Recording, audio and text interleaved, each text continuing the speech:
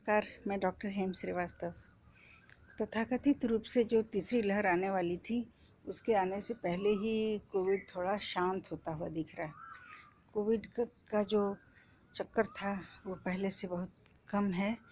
यहाँ तक कि जो डेथ रेट जो करीब 7-8% ऐसे सुनी जा रही थी खबरों में, तो वो भी गिर करके 1% के लगभग रह गई है, ऐसा समाचार कहते हैं। तो डेथ रेट भी गिर गई, पॉजिटिविटी रेट भी गिर गई, और फिर उसके बाद जो ऑक्सीजन या फिर बेड्स की जो स्कार्सिटी ऑल ओवर इंडिया जो देश भर में सुनी जा रही थी, वो सब भी अब संभाल में आ गई है, जो कि बहुत ही राहत से भरी हुई खबर है। अब तीसरी लहर के लिए भी भारत ने कमर कस के तैयारी कर ली है।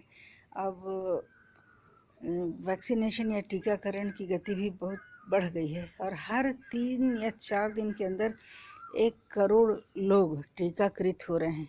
ये भी एक बेमिसाल बात ही है, बहुत बड़ा रिकॉर्ड है, क्योंकि बड़े बड़े उन्नत देश भी इतनी स्पीड से कि एक दिन में 25 लाख और 27 लाख लोगों को टीकाकृत कर लें, ऐसा नहीं हो रहा था। लेकिन भारत जैसे बड़ी जनसंख्या वाले देश में इतने बड़े पैमाने पर टीकाकरण हो, देश की लगभग 22% जनता का टीकाकरण या वैक्सीनेशन हो चुका है।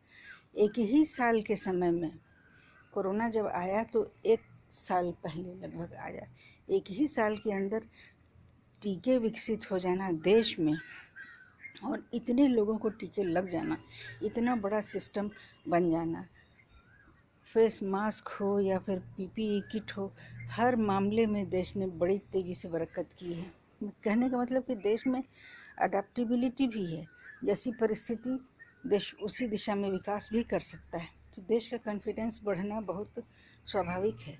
न पीपीई किट्स बढ़े, बल्कि ऑक्सीजन से के संबंधित सारे सिस्टम, वेंटिलेटर्स और जितना कुछ भी मेडिकल इक्विपमेंट्स होता है, उसमें से अधिकांश का उत्पादन देश ने खुद शुरू कर दिया।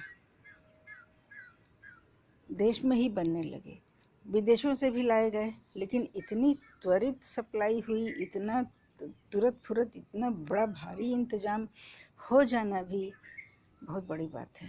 हालांकि कैजुअलिटी जितनी हुई वो लाखों में हुई, ये तो बहुत दुखद है और उसकी भरपाई नहीं की जा सकती है। जो लोग छोड़कर चले गए वो तो एक दुखद अध्याय है, लेकिन उसे सीख भी मिली।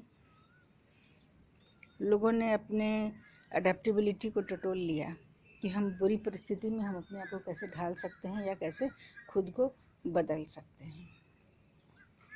तो देश ने भी आत्मनिर्भरता हासिल की बहुत से मामलों में। बहुत देशों को वैक्सीन भी सप्लाई की। कहते हैं कि लगभग 6 करोड़ से ज़्यादा वैक्सीन्स की डोजेज विदेशों को भेजी गई। इसके पहले हाइड्रोक्सीक्लोरोक्विन भी विदेशों को भेजा गया था, जिससे बहुत सारे देशों को राहत मिली।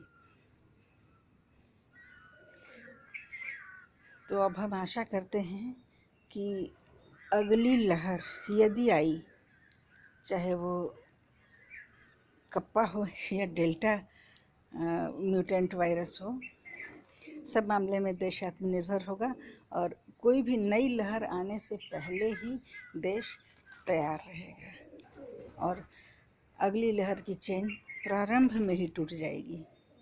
फिर मिलेंगे अगले वीडियो में। जय हिंद, जय भारत।